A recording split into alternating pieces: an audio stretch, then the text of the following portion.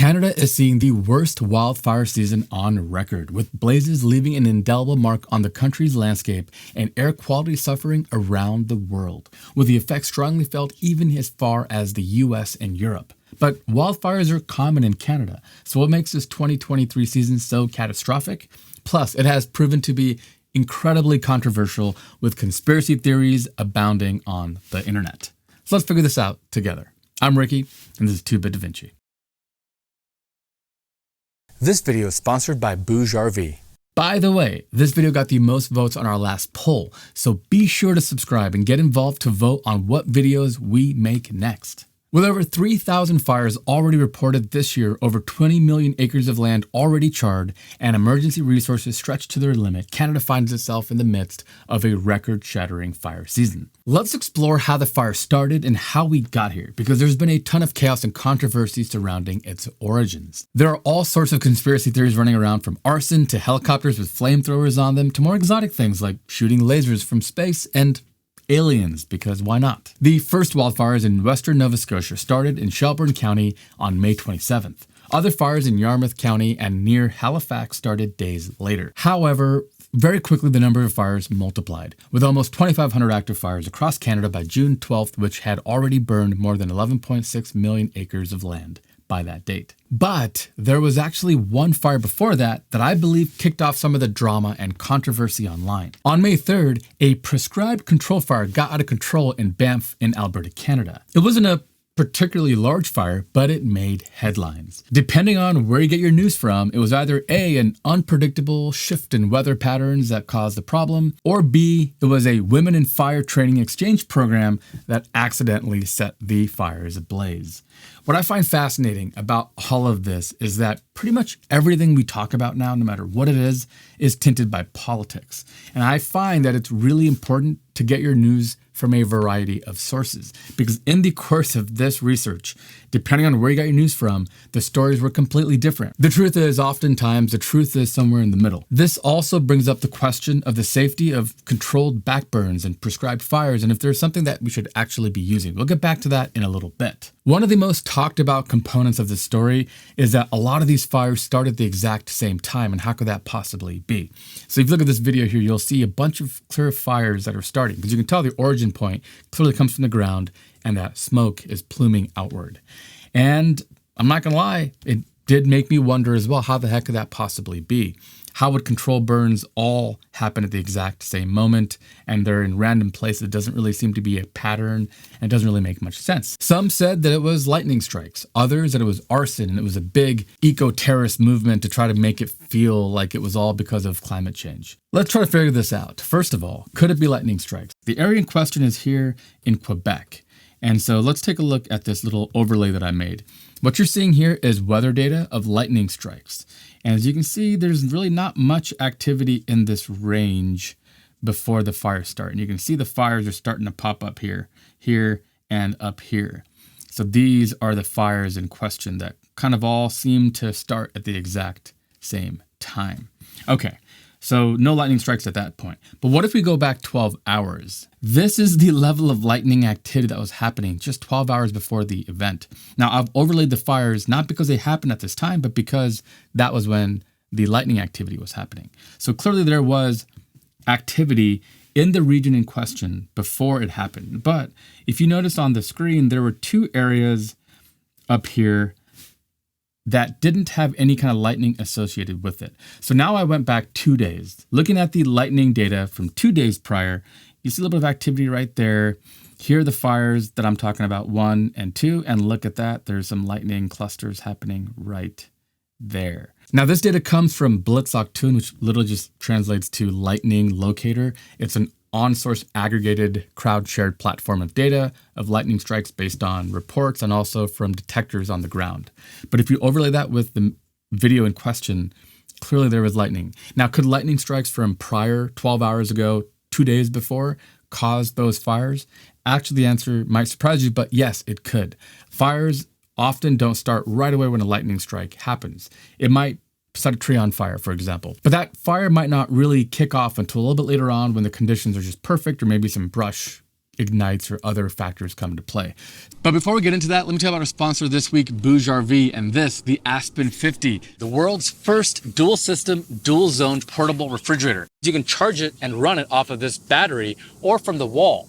The battery even has a flashlight. It can power a USB A or C device, and it even has a 100-watt input from solar. And dual zones mean you can have one section for refrigeration for drinks and condiments, and another for ice cream and other frozen things. Hold the plus and minus button on the S compartment to enter ice drive mode, to get your S compartment down to about 0 degrees Fahrenheit, about 30 minutes, and keep your ice cream nice and frozen. And these bins are massive. Look how much fits into this thing.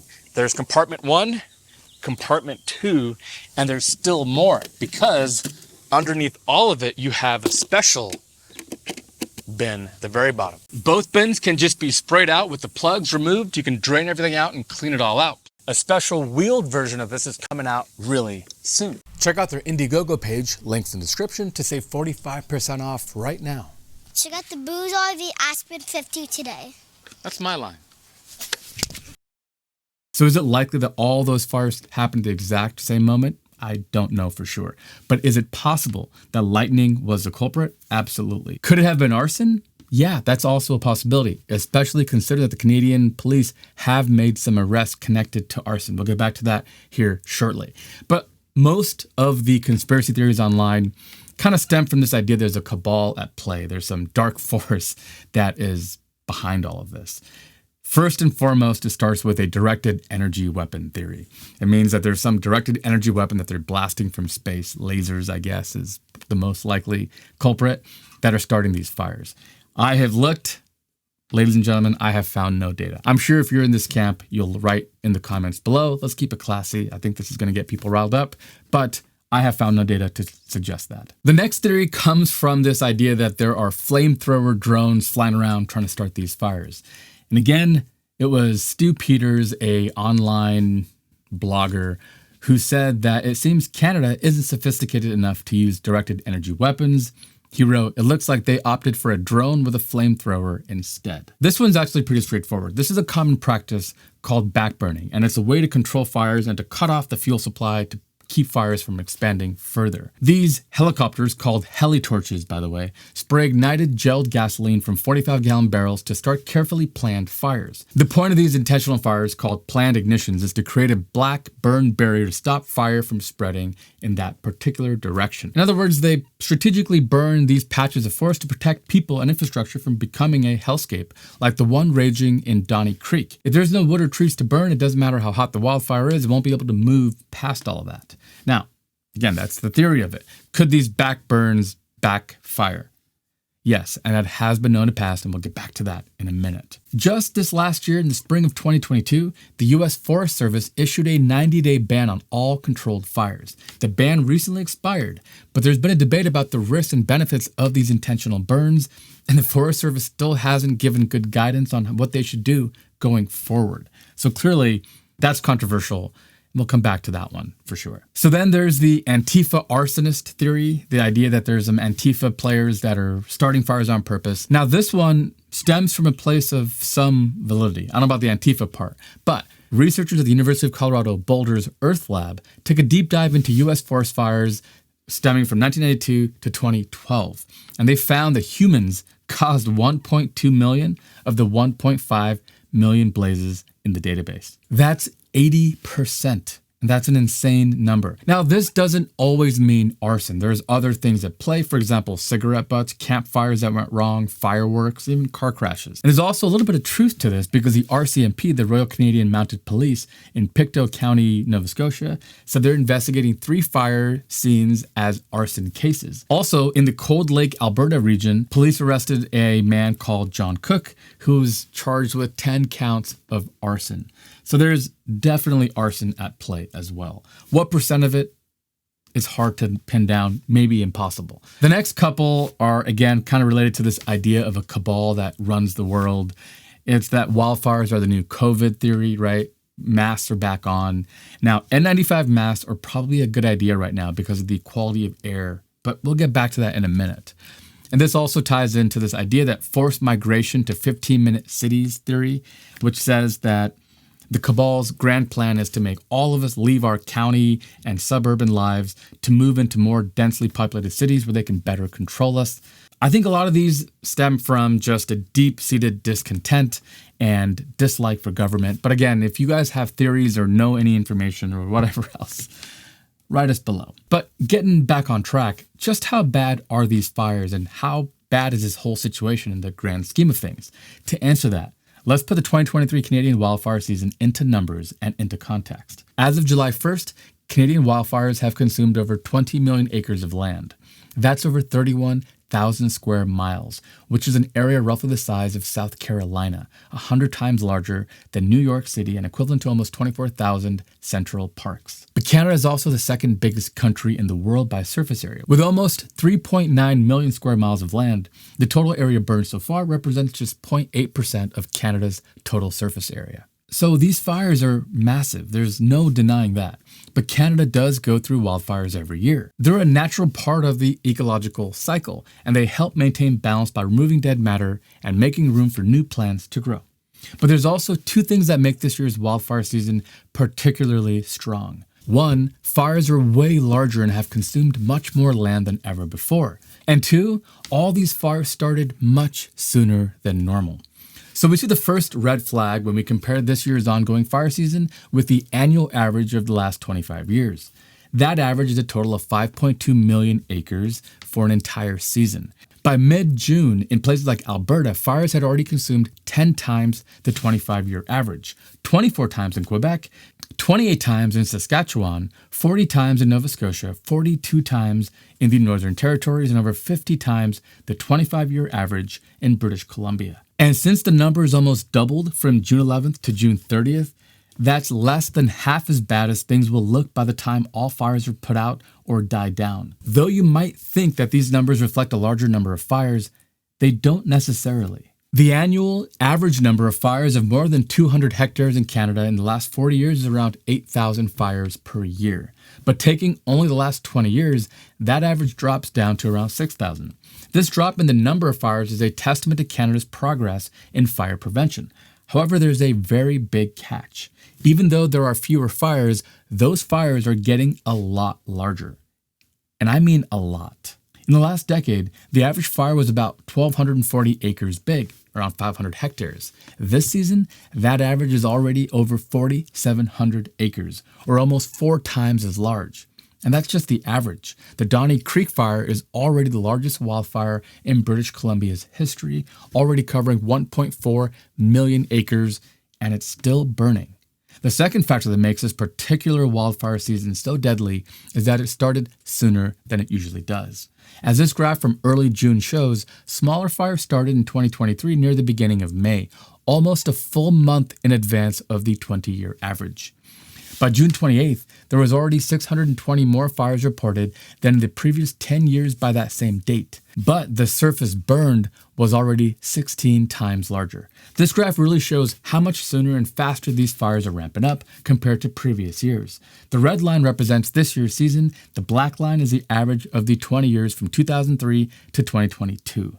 The fire season typically lasts from June to October, peaking during the hottest days of July and August. This means that the worst is actually yet to come. And we need to prepare not just in Canada, but in the US and in Europe as well, because winds are carrying smoke to highly populated US cities and to the UK, Portugal, and Spain, among other places. Compared to all other seasons in Canada, 2023 already broke records, ranking number 1 in terms of total area burned. The closest competitor was the 1989 season, which burned between 7.5 and 8 million hectares of land before dying down in October of that year. So already early July, worst all time in Canada. But how do these fires compare to other fires globally? Well, it's not the largest fire season yet.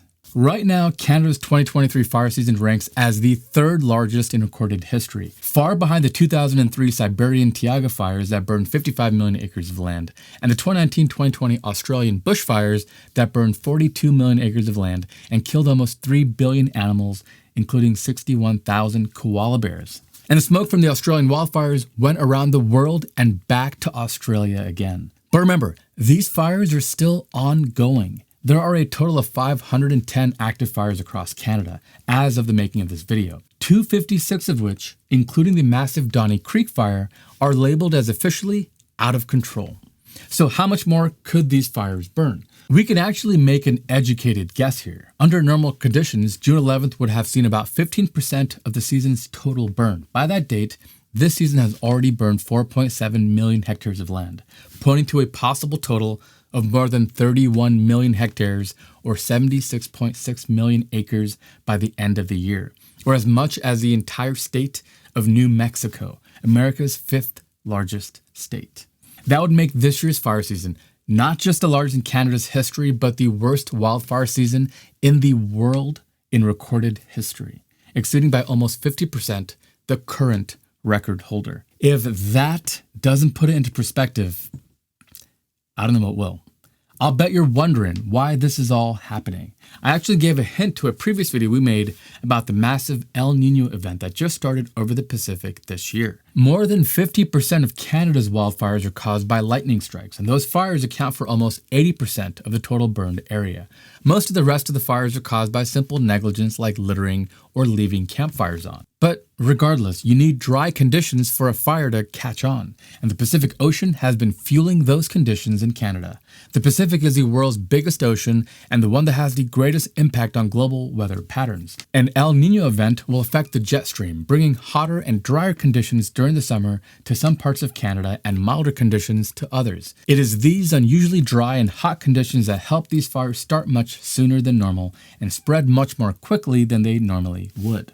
Another interesting fact is that it is estimated that the carbon released in the wildfire season so far is equivalent to 88% of all of Canada's emissions per year, and it will go far past that before it's all said and done. It's at 600 million metric tons now, on track to surpass or equal all of the transportation emissions in the USA and potentially hit 2,200 million metric tons of carbon dioxide.